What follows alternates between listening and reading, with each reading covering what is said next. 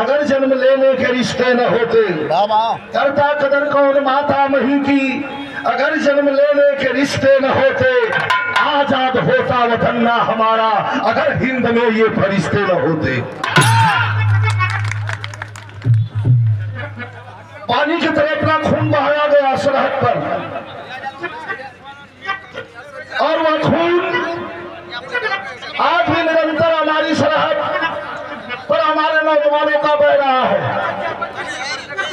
भैया ठीक ठीक ठीक ठीक जे जा बहुत जाड़ा के हिसाब से व्यवस्था यहाँ कही हो, लेकिन जाड़ा राती कहो, दिन के घाम बहुत चटक हो।